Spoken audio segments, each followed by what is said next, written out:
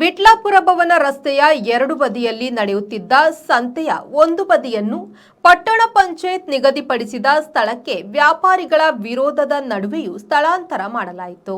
ಪೇಟೆಯಿಂದ ಪುರಭವನ ಸಂಪರ್ಕಿಸುವ ರಸ್ತೆಯ ಎರಡು ಬದಿಗಳಲ್ಲಿ ಸಂತೆ ದಿನ ವ್ಯಾಪಾರ ನಡೆಸಲಾಗುತ್ತಿತ್ತು. ಈ ರಸ್ತೆ ವಿಟ್ಲ ವ್ಯವಸಾಯ ಸೇವಾ ಸಹಕಾರಿ ಸಂಘ, ಬಿಲ್ಲವ ಸಮುದಾಯ ಭವನ, ಪೊಲೀಸ್ ವಸತಿಗೃಹ, ಹಲವು ಮನೆಗಳಿಗೆ ಸಂಪರ್ಕ ಕಲ್ಪಿಸುತ್ತಿತ್ತು. ಸಂತೆ ವ್ಯಾಪಾರಿಗಳು ರಸ್ತೆಯಲ್ಲಿಯೇ ವ್ಯಾಪಾರ ಮಾಡುತ್ತಿದ್ದರು. ಇದರಿಂದ ಸಾರ್ವಜನಿಕರು ಭಾರೀ ತೊಂದರೆ ಅನುಭವಿಸುತ್ತಿದ್ದರು. ಸಾರ್ವಜನಿಕರು ಈ ಬಗ್ಗೆ ಪಟ್ಟಣ ಪಂಚಾಯತ್ಗೆ ಹಲವು ವರ್ಷಗಳಿಂದ ದೂರು ನೀಡುತ್ತಲೇ ಬಂದಿದ್ದರು. ಮುಖ್ಯಾಧಿಕಾರಿಗಳು ಮತ್ತು ಅಧ್ಯಕ್ಷರ ನಿಯೋಗ ಸ್ಥಳಕ್ಕೆ ತೆರಳಿ ಪರಿಶೀಲನೆ ನಡೆಸಿತ್ತು.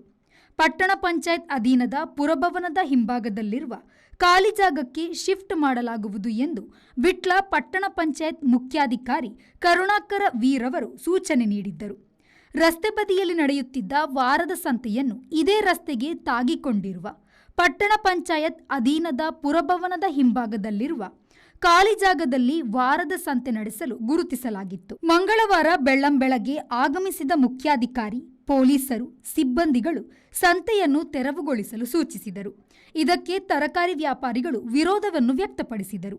ಈಗ ನಿಗದಿಪಡಿಸಿರುವ ಸ್ಥಳಕ್ಕೆ ವಾಹನ ಹೋಗಲು ವ್ಯವಸ್ಥೆ ಇಲ್ಲ ಹಾಗೂ ಗ್ರಾಹಕರು ಈ ಕಡೆಗೆ ಬರಲ್ಲ ಎಂದು ಕಾರಣ ನೀಡಿ ಹಿಂದೇಟು ಹಾಕಿದರು.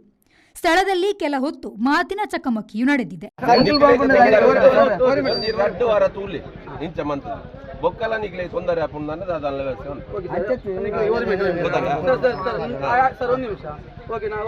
ನಮ್ಗೆ ಇನ್ನೊಂದು ಚಾನ್ಸ್ ಕೊಡಿ. ನಮ್ದು ಮುನ್ನೆಲ್ಲ ತಪ್ಪಾಗಿದೆ, ಎಲ್ಲ ತಪ್ಪಾಗಿದೆ. ನಾವು ತಪ್ಪು ಒಪ್ಪಿಕೊಳ್ತೇವೆ. ನಮ್ಗೆ ಒಂದು ಚಾನ್ಸ್ ಕೊಡಿ.